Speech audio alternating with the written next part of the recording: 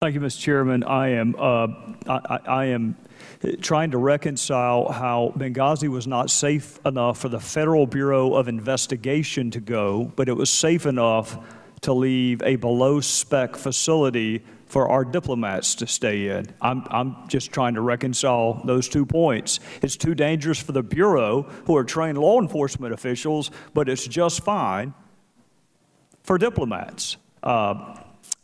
At some point, I'll reconcile that.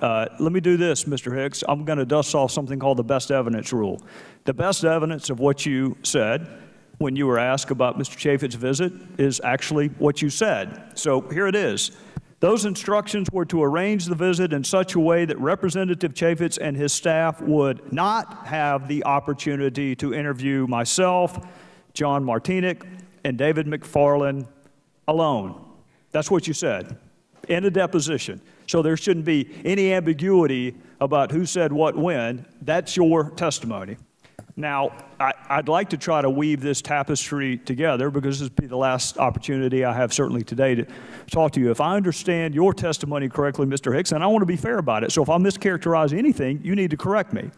If I understand your testimony in part, the ambassador was interested in going to Benghazi because of interest that Secretary Clinton had in Benghazi. Is that fair? That's fair. All right. Now, Mr. Nordstrom, same thing to you. And if I'm unfair in my characterization, you need to correct me. I thought I understood your testimony to be that Secretary Clinton alone was able to approve facilities that were below specs. That's correct. Part of the specs. There's two categories, SECA and OSPB. She is the only one that can authorize waivers for SECA. In this case, both apply because we didn't meet either. So we are able to show that in part he went to Benghazi because of Secretary Clinton, in part Benghazi was still open despite the fact it was below specs because of Secretary Clinton. And now to my third point, to complete the circle, who is Cheryl Mills? Counselor and Chief of Staff to the Secretary. And she was copied on that email that I know my colleagues on the other side of the aisle are going to have a press conference on as soon as we get out of here, calling on the State Department to release this email. I know it, because I have heard all afternoon about denying access to documents, and they do not want to deny the public or the media access to this document. So I know they're going to call on the State Department to release this non-classified email, which Cheryl Mills was copied on, which demonstrably undercuts Susan Rice's talking points. And Cheryl Mills was copied on that email.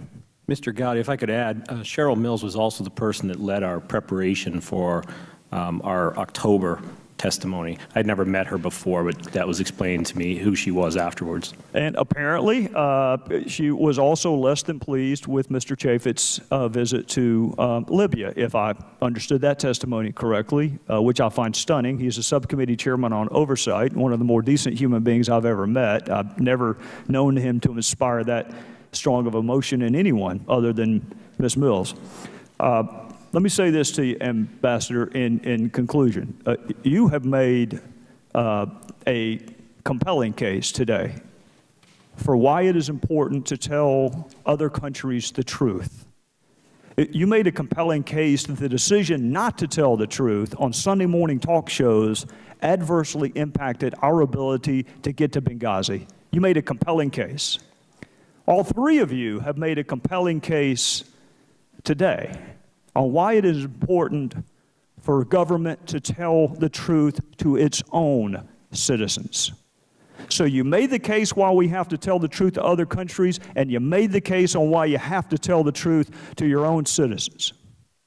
So if anyone wants to know what difference does it make, if anyone wants to ask what difference does it make, it always matters whether or not you can trust your government.